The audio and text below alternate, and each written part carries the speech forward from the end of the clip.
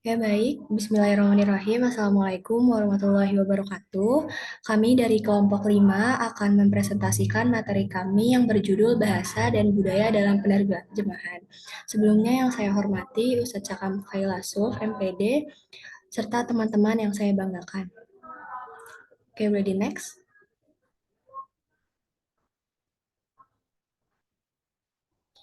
Anggota kelompok kami terdiri dari 6 orang. Yang pertama Fatima Erma Pertiwi, kemudian yang kedua Lutfia, yang ketiga Melati Afifasari, yang keempat saya sendiri Nabila Ayunawati, kemudian yang kelima Nadia Pitaloka Putri, dan yang terakhir Nadia Umul Khairat.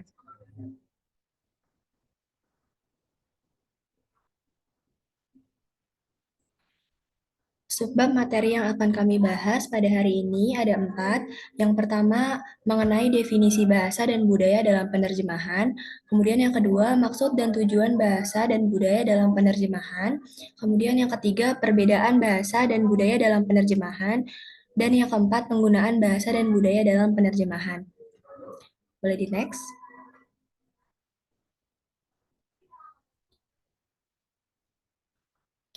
Yang pertama, pendahuluan. Di sini ada pengertian dari bahasa dan budaya. Bahasa adalah kemampuan yang dimiliki manusia untuk berkomunikasi dengan manusia lainnya menggunakan tanda, misalnya kata dan gerakan. Menurut KBBI, bahasa adalah sistem lambang bunyi yang arbitrer yang digunakan oleh masyarakat untuk bekerja sama, berinteraksi, dan mengidentifikasi diri. Kemudian yang kedua adalah pengertian dari budaya. Budaya sendiri adalah suatu cara hidup yang berkembang dan dimiliki oleh sekelompok orang. Kata budaya adalah suatu bahasa yang berasal dari dua bahasa, yakni bahasa Sanskerta dan bahasa Inggris. Sebagai masyarakat yang hidup dengan keanekaragaman budaya, kita seharusnya memahami apa itu definisi dari budaya agar kita semakin mencintai budaya yang kita miliki saat ini. Dan kita juga bisa memahami definisi budaya melalui beberapa pengertian menurut para ahli.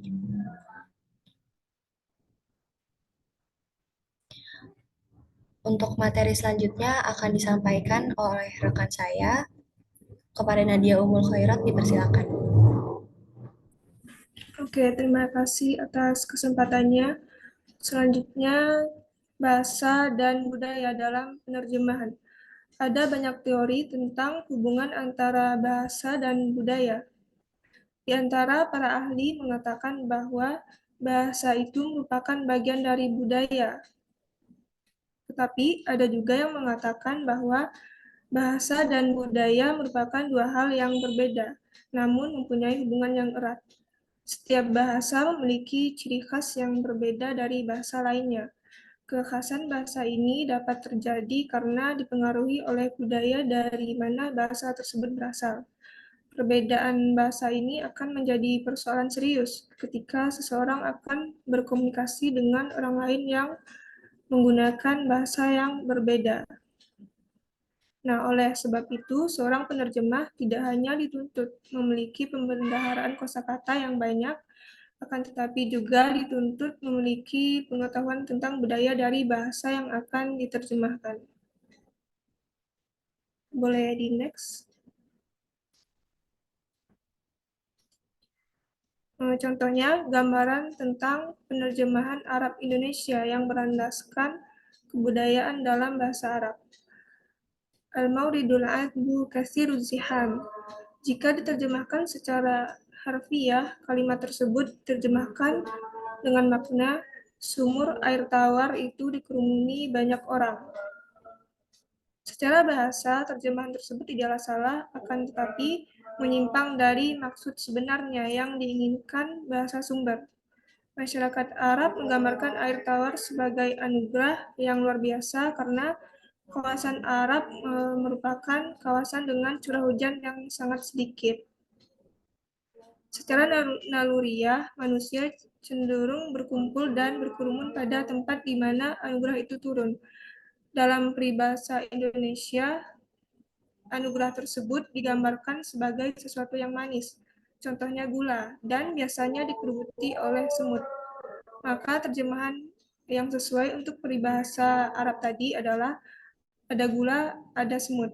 Nah, dari sinilah perlu ada pemahaman akan budaya dan adat istiadat dari bahasa yang akan diterjemahkan sebagai modal awal bagi seorang penerjemah di samping penguasaan kosakata dari bahasa yang akan diterjemahkan. Slide selanjutnya akan dijelaskan oleh rekan saya.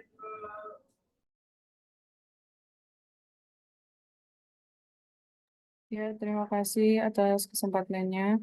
Selanjutnya adalah maksud dan tujuan bahasa dan budaya dalam penerjemahan. Bahasa dan budaya punya peran penting dalam penerjemahan untuk membantu memahami teks dan makna yang terkandung di dalam sebuah teks. Memahami konteks dan makna yang terkandung di dalam sebuah teks. Tujuannya adalah untuk menyampaikan pesan dengan akurat dan tepat sesuai konteks budaya dan bahasa yang dituju, serta menghindari kehilangan makna atau terjemahan yang salah. Dengan memahami budaya sumber dan budaya target, penerjemah dapat menyesuaikan teks agar sesuai dengan audiens yang dituju. Di sini ada tujuan bahasa dalam penerjemahan. Yang pertama ada komunikasi yang efektif, yaitu tujuan bahasa itu untuk memastikan pesan dari teks sumber dapat disampaikan dengan jelas dan dipahami dengan benar oleh pembaca dalam bahasa target. Yang kedua, kesetiaan pada makna asli, yaitu untuk menjaga agar makna, nuansa, dan pesan asli dari teks tidak hilang atau berubah dalam proses penerjemahan. Yang ketiga, konsistensi, yaitu untuk menjaga keseragaman terminologi dan gaya bahasa di seluruh teks untuk memastikan kejelasan dan keutuhan pesan. Tujuan bahasa selanjutnya itu adaptasi konstekstual, itu menyesuaikan teks dengan konteks linguistik dan budaya bahasa target agar lebih relevan dan dapat diterima oleh audiens. Selanjutnya itu menghindari ambiguitas, yaitu mengurangi kemungkinan salah tafsir dengan memilih kata dan struktur kalimat yang jelas dan tepat dalam bahasa target. Yang terakhir ada pengayaan bahasa, yaitu untuk memperkaya kosakata dan pemahaman budaya pembaca dengan memperkenalkan konsep dan istilah dari bahasa sumber. Penjelasan selanjutnya akan dijelaskan oleh rekan saya, kepadanya dipersilakan.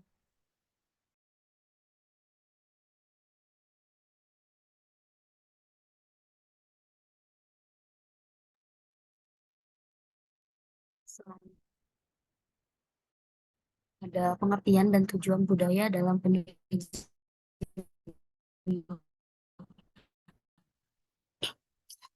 Penerjemah memahami konteks budaya dari teks sumber sehingga dapat menyampaikan makna yang benar dan relevan dalam bahasa target. Yang kedua itu penyesuaian budaya.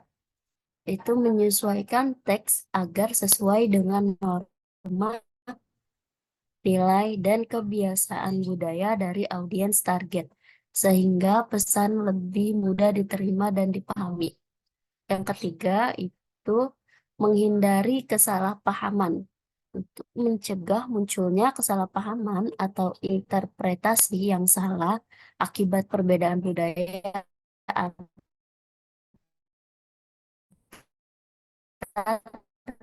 teks sumber dan target.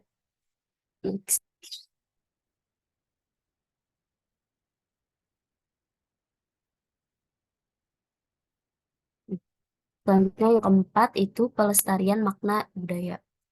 Itu mempertahankan elemen-elemen budaya penting teks sumber teks sumber agar tidak hilang atau terdistorsi dalam terjemahan. Yang kelima itu relevansi sosial dan emosional. Itu menyampaikan nuansa emosional dan sosial yang sesuai dengan budaya target, sehingga pembaca dapat merasakan dan memahami pesan secara lebih mendalam. Yang keenam itu kesesuaian idiom dan ekspresi, yaitu menggunakan idiom, metafora, dan juga ekspresi khas dalam budaya target untuk membuat terjemahan. Yang ketujuh, penghormatan terhadap kebudayaan. itu menghormati dan menghargai perbedaan budaya dengan menyajikan terjemahan yang sensitif terhadap nilai dan keyakinan budaya target. Slide selanjutnya akan disampaikan oleh teman saya, Fatimah, kepadanya saya persilakan. Ya, terima kasih Nadia. Karena sedang azan, untuk sementara presentasi di pause sebentar.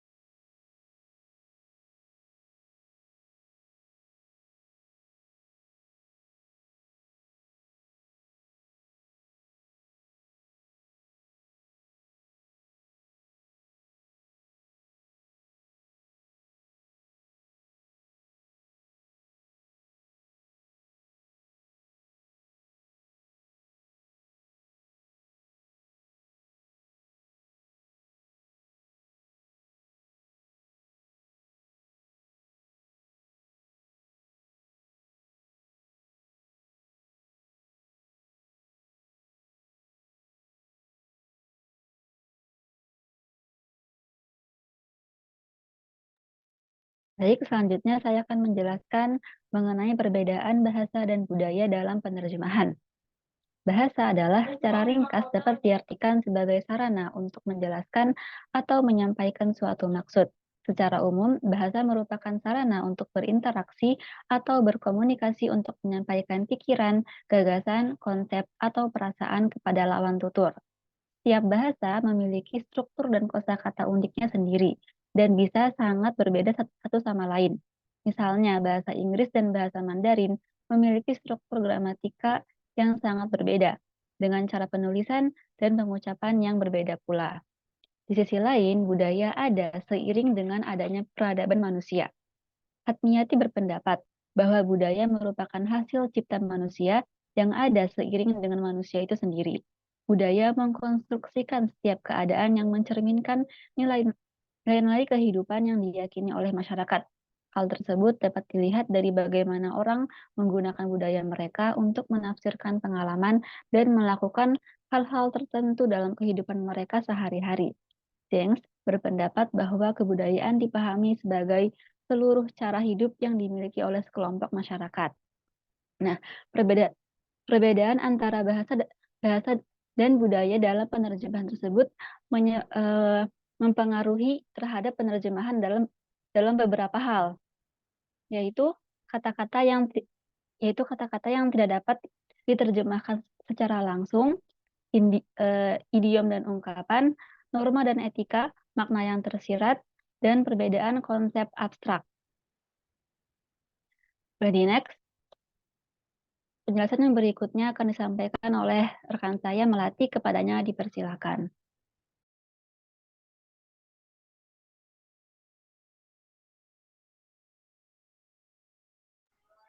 Oke, izin sebentar nih, azan dulu di sini.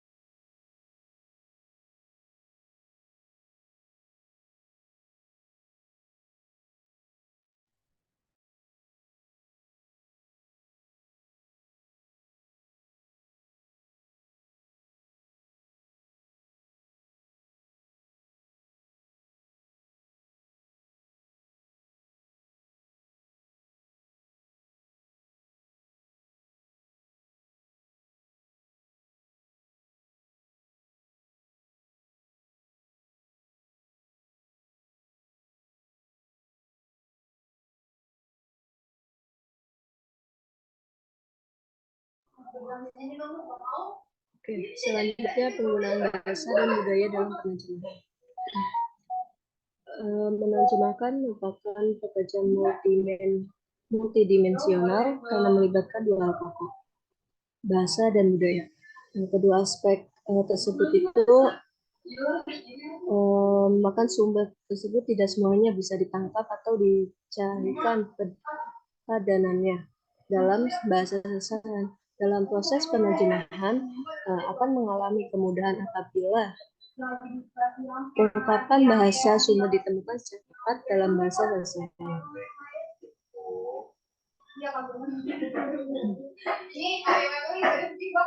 Dalam proses tetapi dalam realitanya sering teks bahasa sumber sulit dicarikan padanannya dalam bahasa sasaran, sehingga seseorang penerjemah harus berusaha keras dalam mencari padanan tersebut semaksimal mungkin. Paling tidak, padanan tersebut mendekati maknanya dengan bahasa sumber. Jika sama sekali tidak ditemukan padanan dalam bahasa sasaran, seorang penerjemah menggunakan teknik peminjaman bahasa sumber atau borrowing. Kemudian teknik penerjemah dengan cara meminjam ini cenderung kepada ideologi foreignisasi daripada domestikasi. Dalam menerjemahkan gaya bahasa cukup signifikan karena terjemahan juga menyangkut bahasa seni. So the next.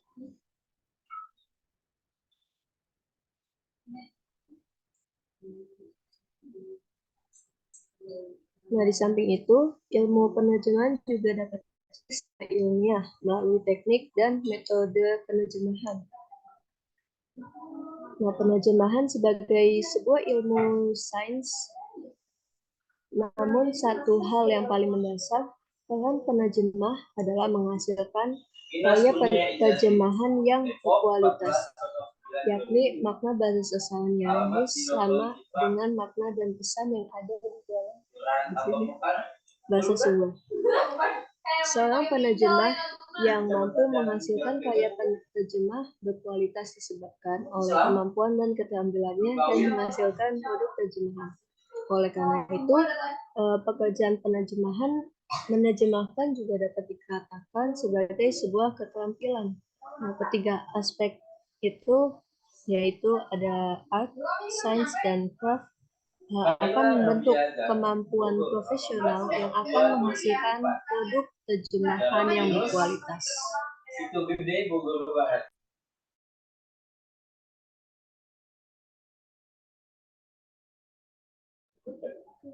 Selanjutnya saya kembalikan pada moderator. Terima kasih. Oke, baik. Sekian pemaparan materi dari kami. Apakah ada yang ingin bertanya?